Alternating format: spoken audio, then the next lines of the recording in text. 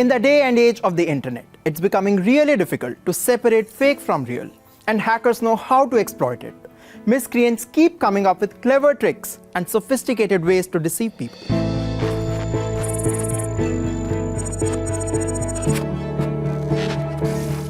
I'll share with you some couple of contemporary techniques. Suppose you know me well, you get a call from someone and he'll say that I have taken your number from Amit and I would like to invite you for an event, I would like to engage you for something. And you start communicating with that person because he's referring a credible name. And suddenly after 20 seconds of talk, he'll say that I think Amit is also calling you. Can you merge these two calls together so we all three will discuss this? Now you will be getting a call that will not be from me. And you will check that this is not Amit's number. No, it is his VIP number. Can you please merge it and we'll talk?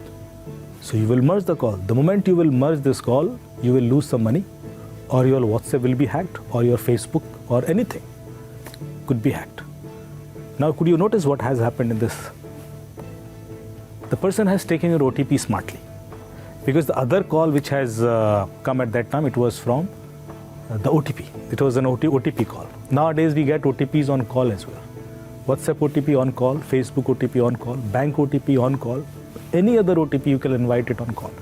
Earlier it used to be only on SMS, now you have an option to get it on call. So the other call which came at that time, it was for OTP and you merged that call, the criminal could hear that out, he applied that and boom. So it is that simple. The next technique is called call forwarding technique, where they ask you to dial a number. So they'll impersonate some telecom operator or insurance companies or someone, and they'll say, I think your KYC is due or something you need to do. So you will be receiving an SMS from the operator, and there'll be a number, you need to just dial that number, and it is done. You will receive an SMS actually from that operator only. There'll be a number, some star 401, 10-digit number and hash. You will dial that number, and the moment you dial that number, your life will be in chaos. Your everything will be hacked. You just did one mistake, you dialed a number, and you will not even notice what has happened after that. But actually your all calls are conditionally forwarded to the criminal. If you are unreachable, like if you are in flight, if you are in basement, if you are sleeping and not picking phone, at that time if any call comes, that will be forwarded to that criminal. So the criminal will smartly invite OTPs only at that time when you are busy and will use them as per his convenience. So these are some smart techniques that criminals have actually identified because of the process breaches. So most of these financial fraud where we say that don't share OTPs, don't click on a link, actually people are not sharing OTPs. They are not clicking any malicious links. There are tons of techniques through which they can take your OTP. The rise of AI tools and deep fake technologies are making matters even worse. Deep fake technology is being used to create fake porn videos. The technology is being weaponized against women. Hackers and scammers are using AI to draft better phishing emails. They are training AI chatbots for malware attacks. Many phone scams are carried out using AI-based voice cloning techniques. The other technique that criminals are using, they are offering you something which is very good, which is very lucrative. And people send you these links, e-commerce links, that you are getting 80% discount on iPhone or 50% discount on this, and you follow it. So I'll give you a technique through which you can very easily check whether this link is genuine or not. There is a website called whois.domaintools.com. You can find on Google as well. If you receive any such link, put it there and scan it. This website will tell you that how old is this link. If you have an impersonated link of some popular brand of hotels, resorts, e-commerce portals, it can't be 15 days old. It can't be 7 days old. These criminals have just created it and they are circulating it. They are using the logos, brands and everything. So all these clone websites, whether it is of government departments, passport departments, RTO links, you will get ample of such offering links from different impersonated accounts every day. The world of the internet is far more dangerous for minors than for adults. Cybercriminals can lure children in ways that are not desirable. It could even lead them to a dark world. When you talk about types of cybercrimes, the list is long. Understand that you can protect yourself from such crimes only if you are aware I strongly believe that awareness is the first step to safety.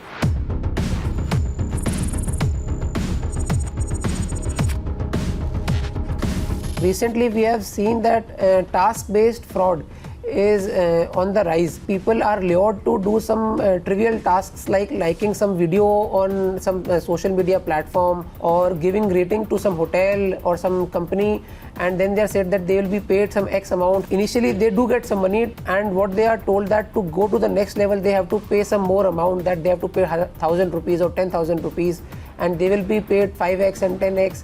Second is, a lot of people get duped in the name of receiving some parcel in the customs, and that they are told that some contraband is in the parcel that they have received at the airport, and actually the fact is they would not have ordered any parcel, then they have to pay some X amount or Y amount, and people lose a lot of money. Apart from that, generalized crimes in the cyber crime like sextortion and morphed images are perpetrated that bring a lot of disgrace to the victims. The Tech It Out team meets one such victim of cybercrime. Rudra Prakash recently became a victim of financial fraud and lost 1 lakh rupees to cybercriminals. मेरे 16 और 17 तारीख को SIM बंद हो गया। फिर मैंने जो है 19 तारीख को सिम स्टार्ट करवाया। उसके बाद बैंक स्टेटमेंट डाउनलोड किया। डाउनलोड करने के बाद ये पता लगा कि इसमें से 1 लाख जो है फ्रॉड हो गया। 20,000, 20,000, 10,000, 5,000 करके यूपीआई 1 लाख हो गया। उसके बाद मैंने बैंक में कंप्लेंट कर दी। Now, many of you must be wondering, how did he lose money when his SIM was not functioning? So there are multiple possibilities. First of all, one possibility could be that his SIM card is hijacked. We call it eSIM creation. Somebody can get an eSIM of your physical SIM card. Not many people know about this feature, but there is a feature from all the operators. You can avail a eSIM. eSIM is a virtual SIM card, which is a QR code.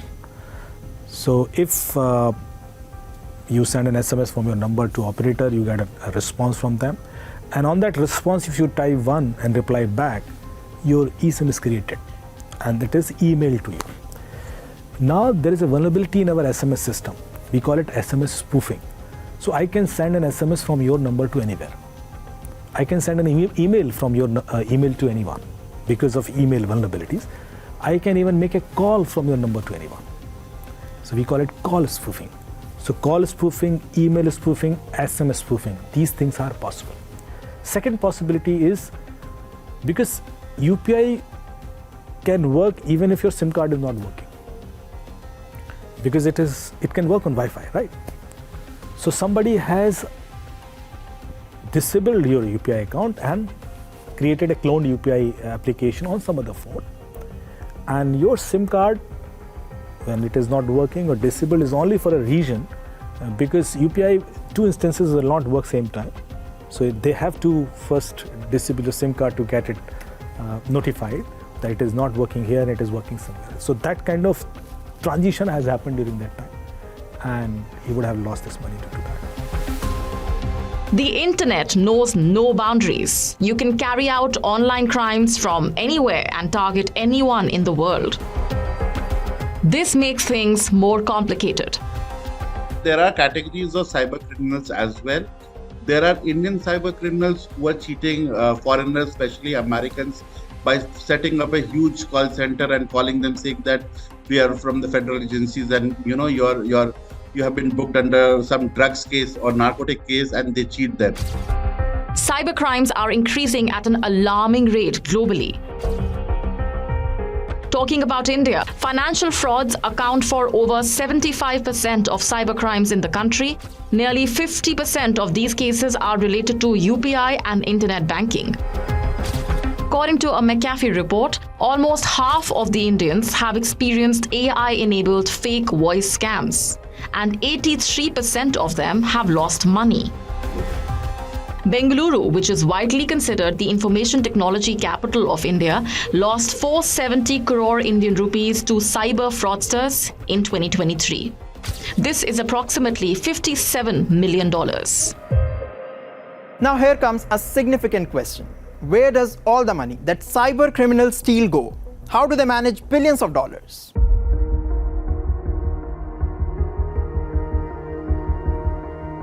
After assessing so many cyber crimes, we can safely say that the cyber criminals, before perpetrating such crime, have thought about how to use the money that they have duped.